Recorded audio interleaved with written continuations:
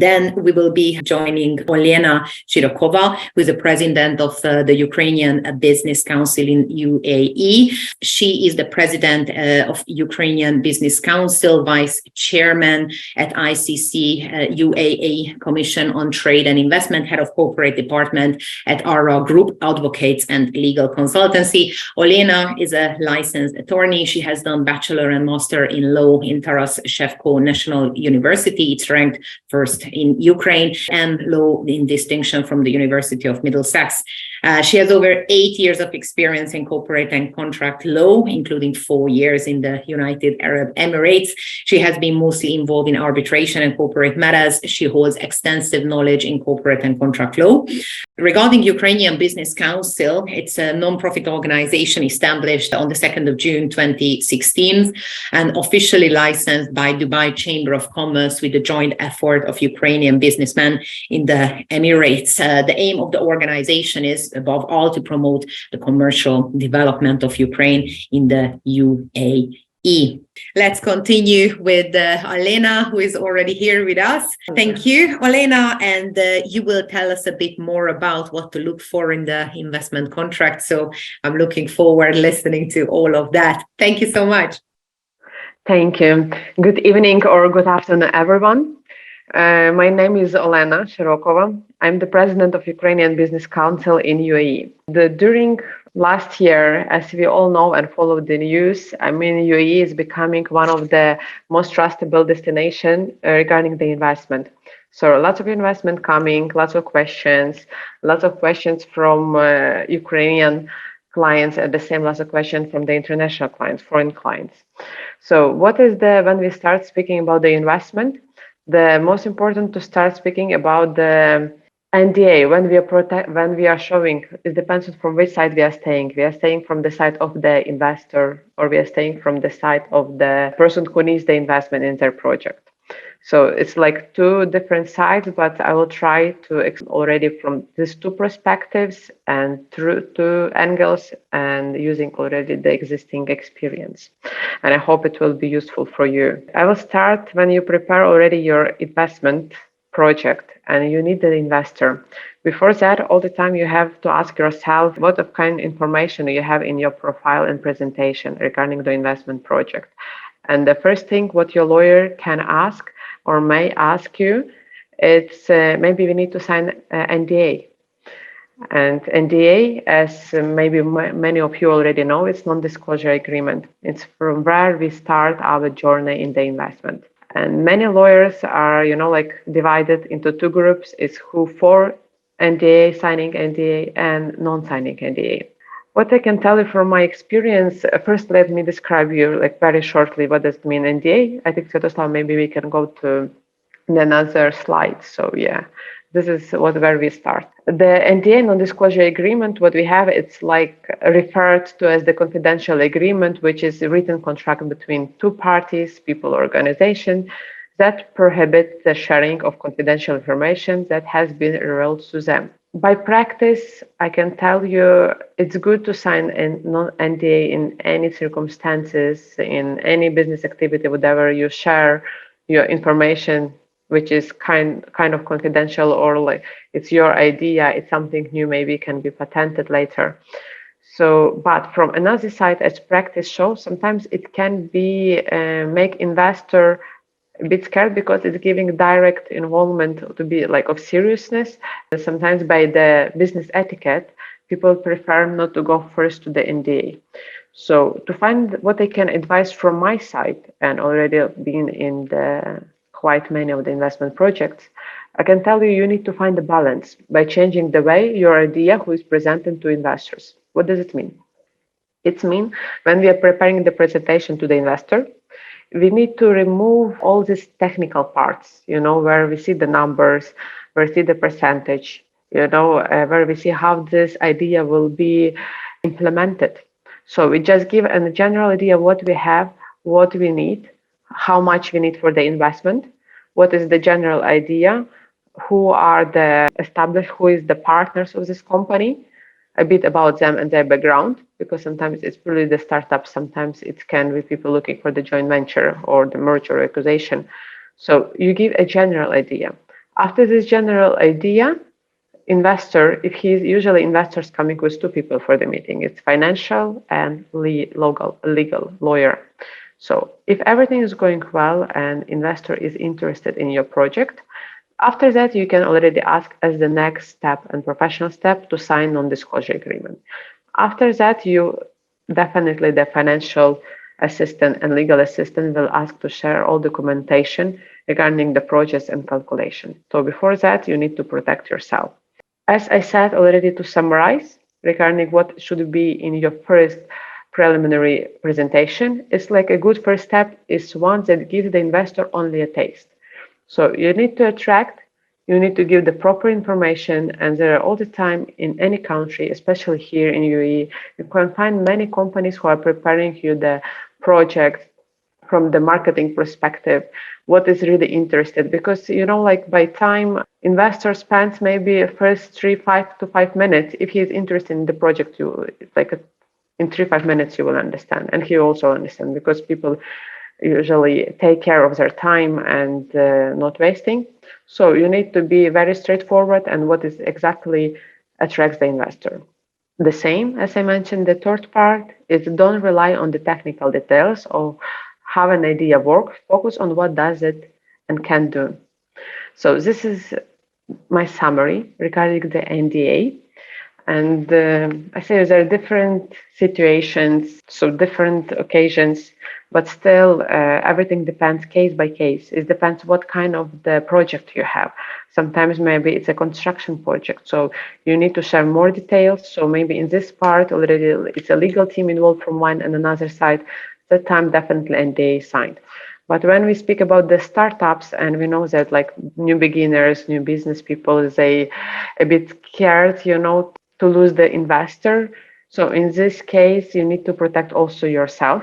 You need to protect what you're going to show, because as the practice shows, and especially practice from the courts and dispute resolution stage, the court arbitration, sometimes people stealing ideas, so to make sure that you're on the right side, just prepare the first presentation as a preliminary with basic details, but which is, it gives a good taste of your project, that you're professional. And what usually sometimes in this presentation is missing, right calculations. Usually investors are looking on the financial side. They look on the financial side, what is the return? But of course, the financial advisor, he's looking at the documents and saying, is it real or it's not real? Because sometimes we see not really real pictures. So we should be careful in presenting. Because I say the investor after investor, all the time team is coming. Even if you speak about the small investments, up to $500,000, still the investor has to assistance. And if it's more, usually it's a big team involved who is looking at your project. So now we are moving to our main subject. I think another slide we'll start. And our main subject is to speak about the investment contract and the key points of investment agreement. From the side of, I think, the investor side, very important what to do is to make, when we start after this NDA, when we like the project, when we like the idea, we do due diligence. What does it mean, due diligence? Due diligence, it means we are doing all the check on the partners, shareholders of the company where we are investing, to make sure there are not any debts, or at least how companies, the turnover, if they're real pictures, what they presented, or it's not real picture. So due diligence is a very important stage. And some people also neglect this, but I can tell you due diligence should be done not only from the investor side, but due diligence should be done also for the business owner side. From the person who presents, who is the investor, for business people, because sometimes you also need to rely on understand who's your investor, what kind of investment conditions it's written in the contract. Sometimes business people, they are scared why investor putting such a tough conditions, but you also should understand that investor is trying to protect himself.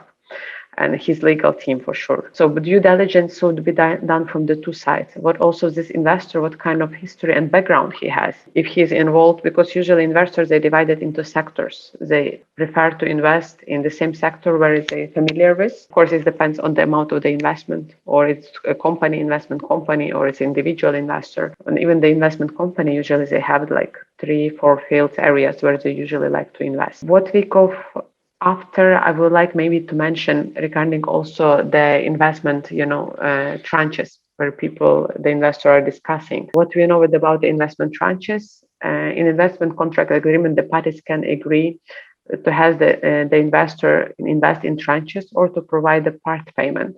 This is usually the case to tie the investment with certain targets and milestones, such as revenue targets, market launch, or product development. So it's also not to be scared. It's also involved. This is also existing, as I say.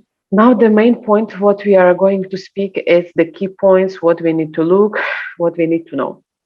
Okay, we will start from the payment terms. And the payment terms, all the investors, and you should have a look how this investment is going to be refunded, or how it's going to be from the profit shares, and what is the terms. Sometimes, of course, everyone is interested on the investment up to 5 years, but it depends purely on the investment project. But very important to understand from the side of the company and from the side of the investor, how long it will take and what is the payment.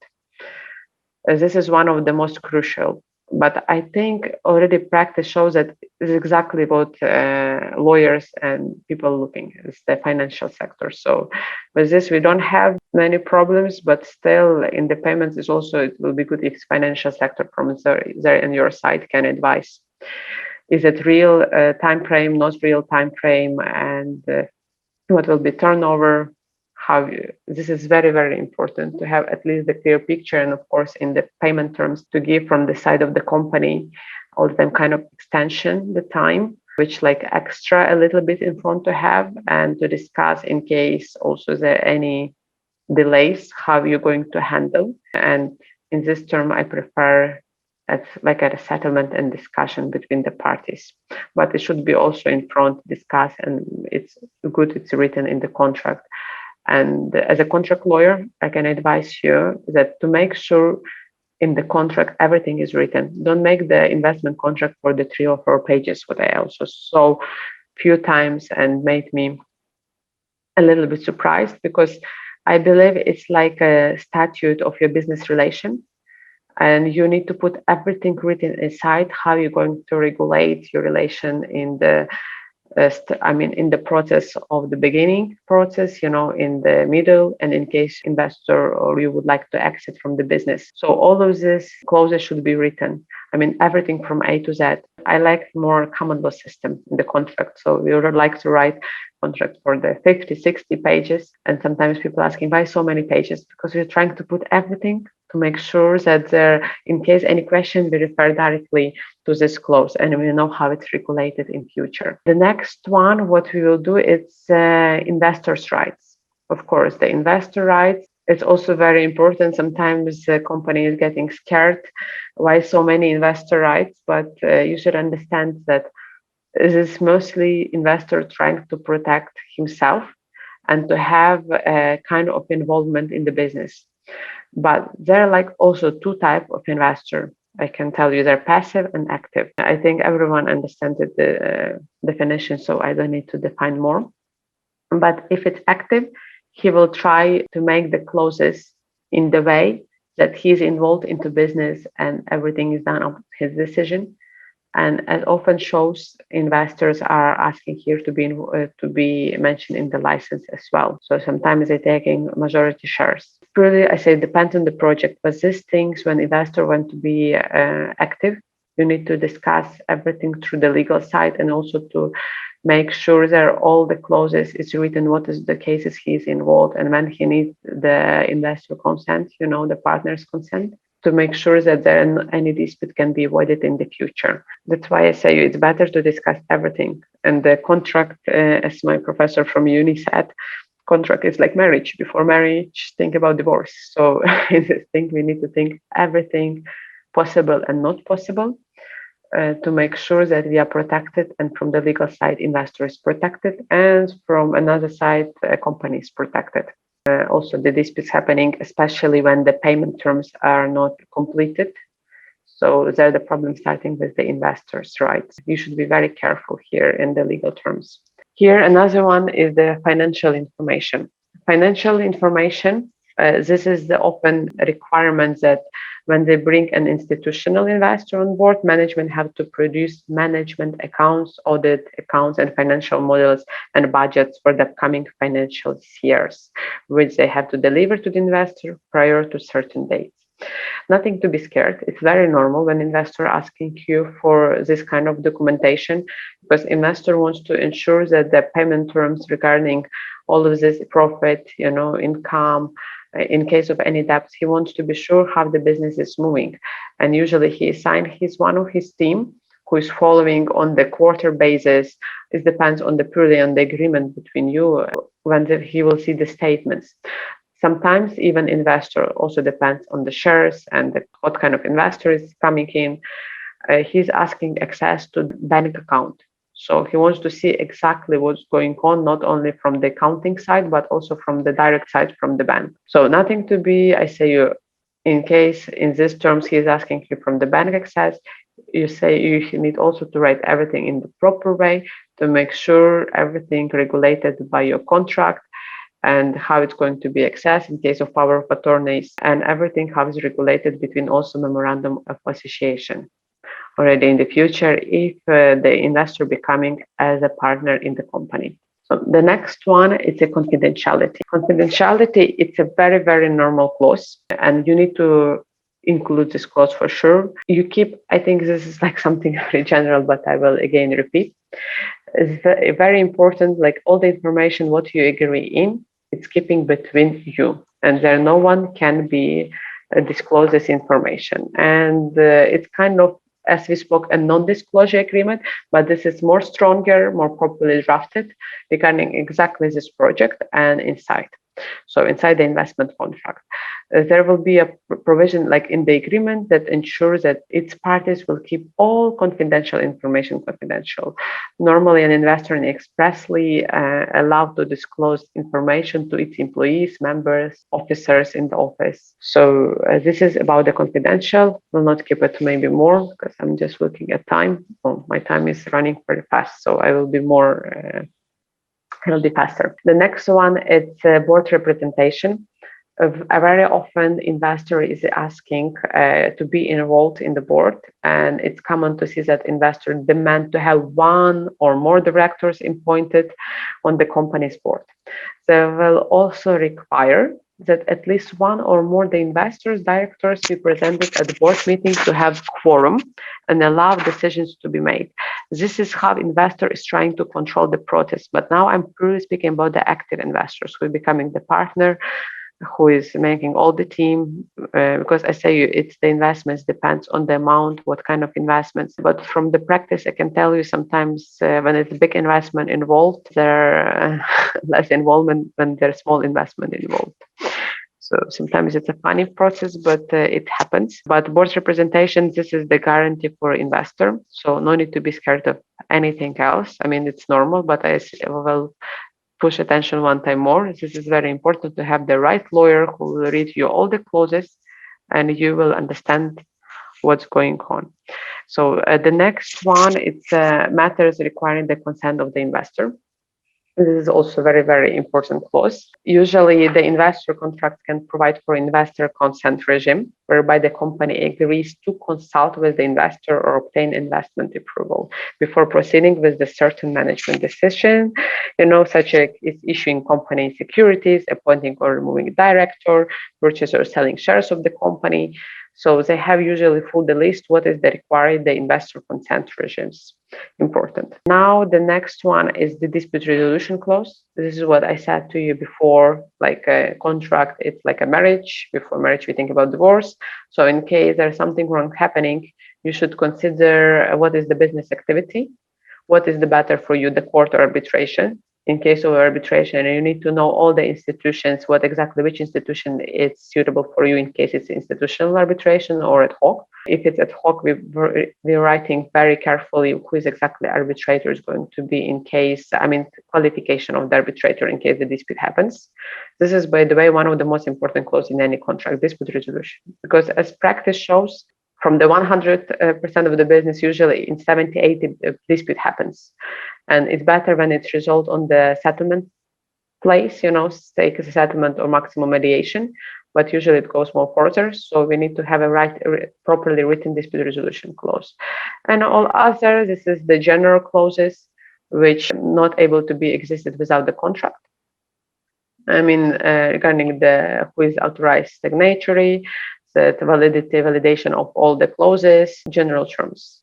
How many copies it's good to include, and I think already your lawyer will advise you how it should be signed, how everything should be drafted, but you shouldn't neglect a lawyer. Sometimes what I see by mistake, the foreign investor or foreign company, they coming here, they want to invest here, but they're taking lawyer from their own country. They don't involve the lawyer from their side here.